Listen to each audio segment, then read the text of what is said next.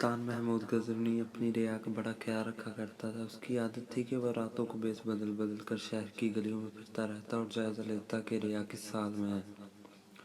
एक मर्तबा का जिक्र है, सुल्तान अपने मामूल के मुताबिक बेस बदल कर शहर में फिर रहा था। इसे एक जगह पर चंद अफराद इकट्ठे जाते हुए दिखाई दिए। सुल्तान ने तेज तेज कदम उठाता हुआ इनके नज़दीक आया और तो इसे महसूस हुआ कि ये चोर हैं जो किसी जगह पर चोरी करने की नीयत से जा रहे हैं। सुल्तान महमूद गजनवी अपनी तरफ आता देखकर चोर खौफजदा हो गए कि ये आधी रात के वक्त कौन इस तरफ आ रहा है। चूंकि इन्होंने सुल्तान को बिल्कुल नहीं पहचाना था, इसलिए कहने लगे, तुम कौन हो? सुल्तान ने कहा, मैं भी तुम्हारी तरह का एक आदमी। चोरों ने समझा कि शायद ये भी हमारी तरह का कोई चोर ही है कि जो आधी रात के बाद चोर की नीयत से निकला है। चनाचा इन्होंने इत्मीनान का सांस लिया। सुल्तान महमूद गजनवी ने इनसे कहा, इतनी रात गए तुम किस इरादे से फिर रहे हो? वो कहने लगे, इस इरादे से जिस इरादे से तुम फिर रहे हो, यानी चोरी की नीयत से।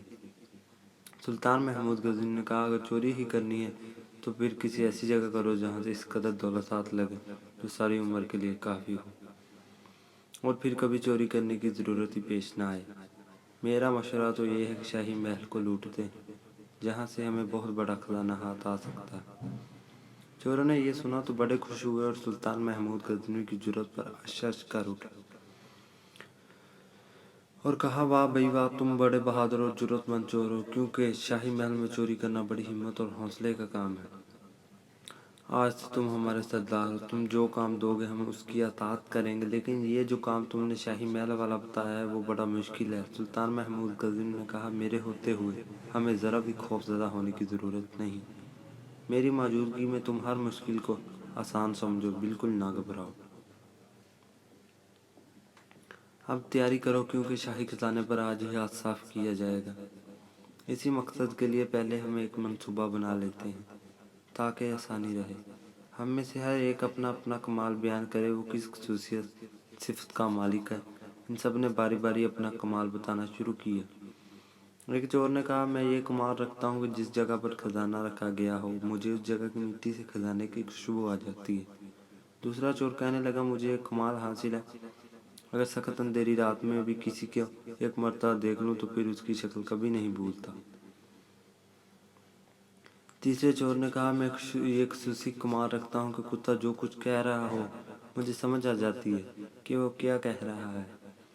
चौथा चोर बोला, मैं इसी काम में खसूसी कमाल रखता हूँ कि चाहे महल की दीवार जितनी बुलंद हो, अगर मैं कमान फेंकूँ तो वो फौरन दीवार के ऊपर जाकर फिट हो जाती है, जिसके बायस हम तमाम आसानी के साथ मिलकर अंदर पहुँच सकते हैं। जब चारों चोरों ने अपना अपना कमाल बयान कर दिया तो सुल्तान महमूद गजनवी से कहने लगे, हमारे सरदार, हम सब ने तो अपना अपना कमाल बयान कर दिया, अब तुम भी बताओ कि तुम क्या खसूसी कमाल रखते हो।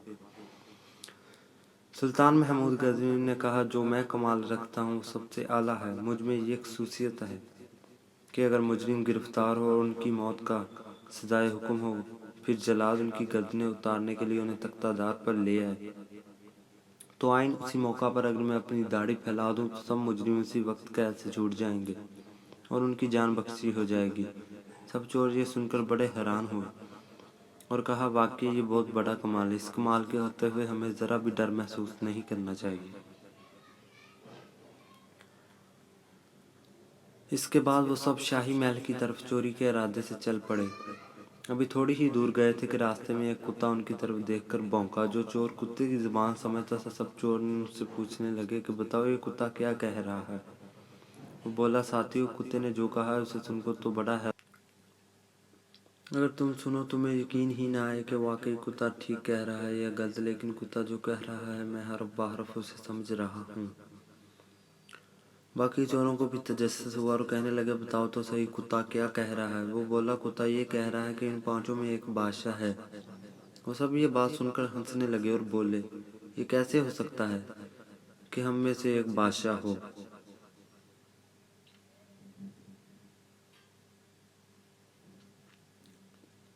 लेकिन वो कहने लगा, तुम बेशक इस बात पर हंसो, लेकिन मैं ठीक कहता हूँ कि कुत्ता यही कह रहा है कि इन पांचों में एक बादशाह भी है। उन सब चोरों ने अपने दिल को तसल्ली देने और बात को अपने मतलब के मुताबिक समझते हुए कहा, ہو سکتا ہے کہ کتے کے کہنے کا مقصد یہ ہو کہ یہ پانچوں شاہی خزانہ لوٹنے جا رہے ہیں، پانچوں بادشاہ ہوں گے۔ وہ کہنے لگا تم کتے کی بات کا جو بھی مطلب سمجھو، لیکن باخدا جو میں نے تمہیں بتایا ہے، کتا وہی بات کہہ رہا ہے۔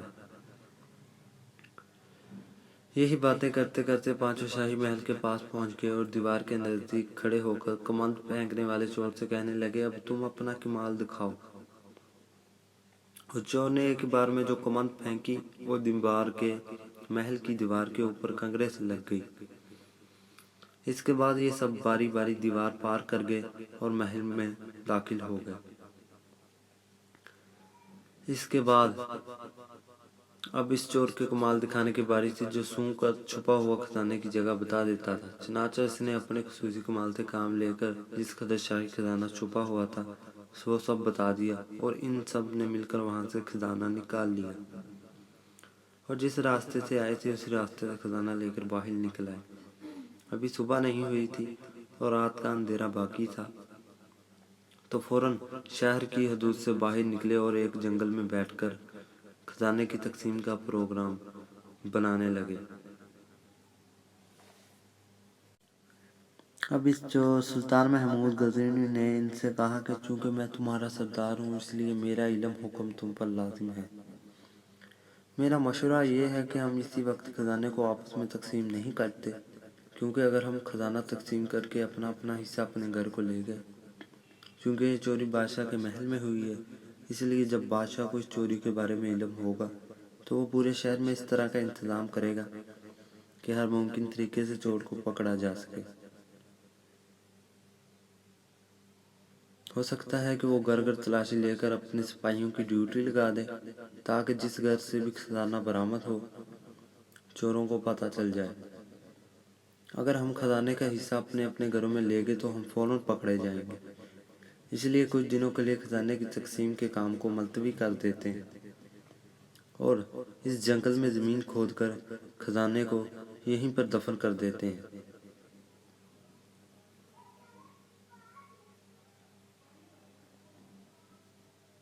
بادشاہ کے کارندے جب خزانے کی تلاش میں ہر ممکن حربہ استعمال کرنے کے بعد مایوس ہو جائیں گے تو پھر ہم کسی کے ساتھ یہاں آ کر خزانہ نکالیں گے اور آپس میں تقسیم کر لیں گے۔